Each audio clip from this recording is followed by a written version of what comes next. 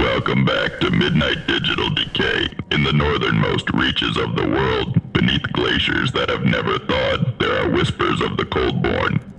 These are not stories told by the local people, nor are they myths passed down by generations. Rather, they are rumors, fragments of ancient memories that should have faded long ago but persist like an old rotting wound hidden beneath the ice. The coldborn are said to dwell beneath the frozen expanses, trapped in an eternal state of wakefulness. They are not living, not as we understand life, nor are they dead. They exist in a liminal state, half preserved in the ice, waiting for something. No one knows how long they have been there, though certain cryptic carvings discovered in the caves along the Arctic coast suggest that they predate any known civilization. These carvings, crudely etched into stone, show gaunt figures with hollow eyes, wrapped in tattered robes, hands raised as if in supplication to an unseen force. Surrounding them are what appear to be runes, unreadable and alien, etched with deliberate intent. There are few who claim to have seen the coldborn, and even fewer who have survived the encounter with their minds intact. Those who have returned tell stories of wandering into forgotten crevices in the ice, drawn inexplicably toward unnatural warmth. But what they find is not warmth. It is a cold that seeps beyond the flesh, a cold that gnaws at the bones. They speak of figures trapped beneath translucent ice, their eyes open and aware, but without emotion, without soul. The coldborn are not human anymore. Whatever they were, they have transcended mortality in some terrible way.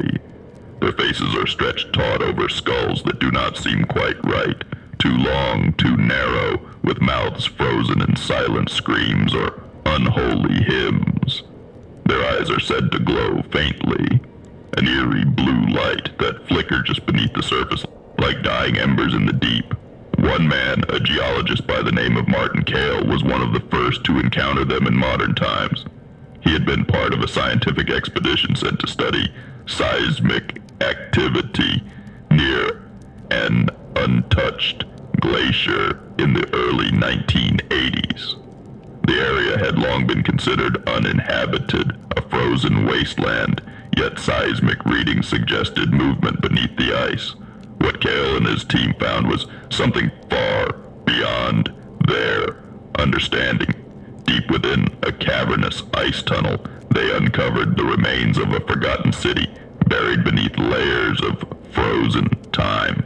The structures were ancient, built with stone blocks, far too large to have been moved by any known ancient civilization. At the heart of this frozen city was a single chamber, its walls covered with more of the strange runes, and at its center a circular platform surrounded by tall, jagged spires of ice.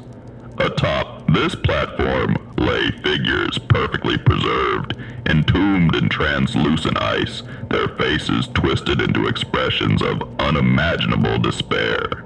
Cale spoke of the strange pull he felt toward the figures, a voice that seemed to emanate from the very walls, whispering in a language he had never heard, yet could almost understand.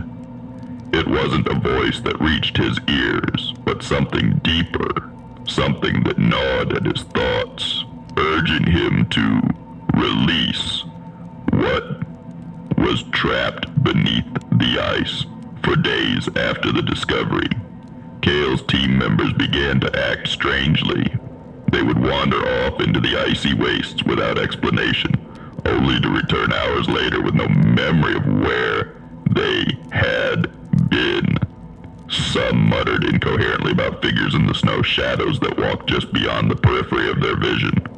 Others claimed to hear the hum of distant voices when they were alone, though no recording devices ever captured these sounds. Then the sickness began. It started as a cold sensation deep within their bodies, as though their organs were freezing from the inside. Their skin turned pale, almost translucent, and their hair fell out in clumps. Despite their efforts to leave the glacier, storms trapped them in for weeks.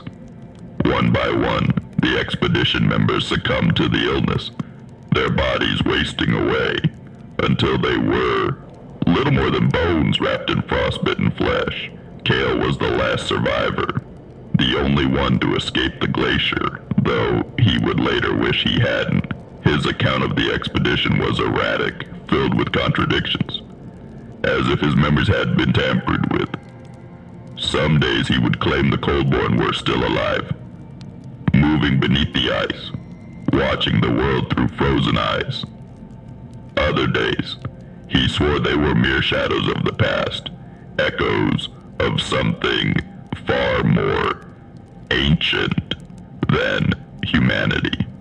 What remained consistent in his story was his belief that they were waiting for the ice to melt, waiting to be released. Please like, comment, and subscribe for more of this content. It lets me know people enjoy it and motivates me to continue to create it for you all. If you haven't already, check out my link tree in the description for more esoterica.